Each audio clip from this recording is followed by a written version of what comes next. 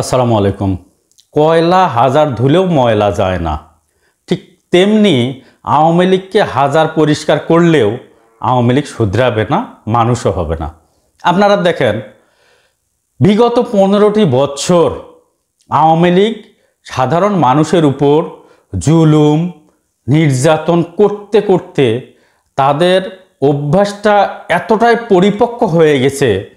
এখনও আওয়ামী লীগের সাবেক প্রধানমন্ত্রী শেখ হাসিনা পালিয়ে যাওয়ার পরও কিছু কর্মীর সেই অভ্যাসটা বদলায়নি। কি করে বদলাবে?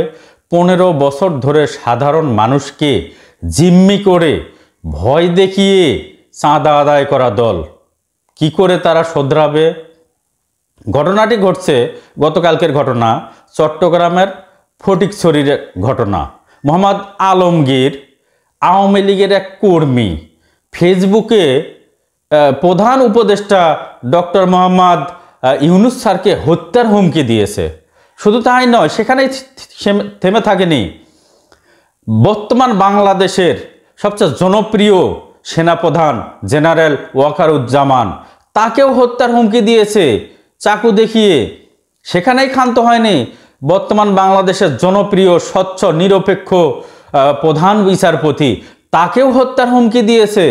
দীর্ঘ 15টি বছর মানুষকে হুমকি দিয়ে চাঁদা আদায় করতে করতে তাদের যে শিরা উপশিরায় তাদের রক্তগুলো বিষ হয়ে গেছে। এখন তারা প্রধান উপদেষ্টাকে হুমকি দিচ্ছে, এত সাহস তারা কোথায় পায়? সেনাবাহিনীর প্রধানকে হুমকি দিচ্ছে, হত্যার সাহস কোথায় পায়? প্রধান বিচারপতিকে হুমকি দিচ্ছে, সাহস কোথায় পায়? অসম্ভব ঘটনা, এটা তো হতে দেওয়া যেতে পারে না। এই আলমগীরের এমন শাস্তি দাবি করছি, তাকে দেখে অন্যান্য যারা আওয়ামী লীগের বাংলাদেশে আছে তারা যেন সতর্ক হয়ে যায়। এর এত বড় বুকের পাটা, এত বড় স্পর্ধা, 15 বছর চাকু দেখিয়ে বন্দুক দেখিয়ে দোকানদার থেকে চাঁদা আদায় করত এবং বিভিন্ন পেশাজীবীদের কাছ থেকে চাঁদা আদায় করত। ডাইরেক্ট একটা দোকানে গিয়ে বলতো 5,000 টাকা দিতে হবে, না ভাই দেওয়া যাবে না। দোকানদার বলতো, এই তাহলে তুমি আবার ব্যবসা করো কেন? দোকানদার আকাশ থেকে পড়ার মতো অবস্থা, এইভাবে হুমকি দিত। কিছু কিছু দোকানদারের সঙ্গে আমার কথা হয়েছে, ওনারা বলছে ভাই আওয়ামী লীগের কর্মী নেতাকর্মীরা এসে ডাইরেক্ট বলতো যে তুই বোমা বানাস, তোকে জঙ্গি হিসাবে পুলিশে ধরে দিব। ভয়ে তারা বাড়িতে গিয়ে 10,000 15,000 টাকা দিয়ে আসতো। এইভাবে 15টি বছর সাধারণ মানুষের উপরে কতটা জুলুম করছে, কতটা নির্যাতন করছে। শেখ হাসিনা পালিয়ে যাওয়ার পরও তাদের সেই অভ্যাস এখন পর্যন্ত যায়নি। তারই প্রমাণ এই ফটিকছড়ির আলমগীর। এটা হতে দিতে দেওয়া যাবে না।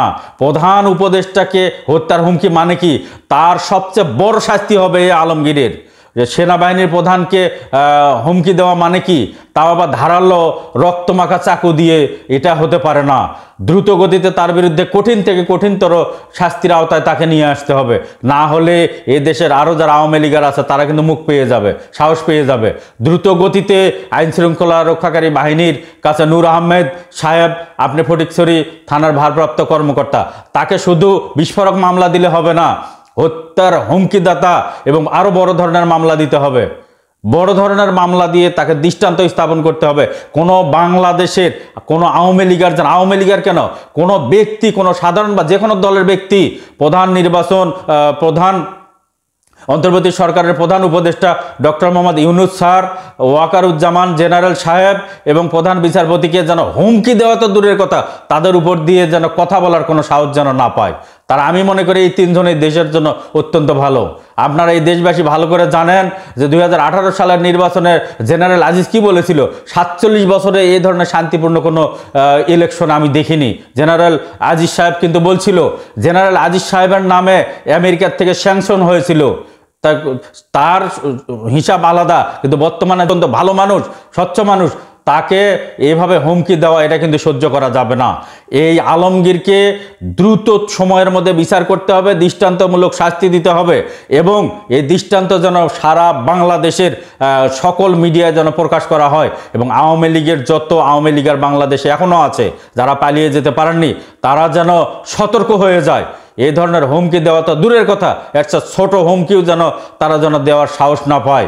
আমি বিনীত অনুরোধ করব বর্তমান প্রশাসনের কাছে এবং আদালতের কাছে, আপনারা দ্রুত কঠিন থেকে কঠিন তর এই আলমগীরকে শাস্তি দিন এবং এই শাস্তির ভয়ে যেন সারা বাংলাদেশের সকল অপরাধীরা যেন সতর্ক হয়ে যায়। এই বলে আমি আমার কথা শেষ করছি। ভালো থাকবেন, সুস্থ থাকবেন। আমার কথা যদি ভালো লাগে চ্যানেলটি সাবস্ক্রাইব করবেন এবং ভিডিওটি শেয়ার করবেন।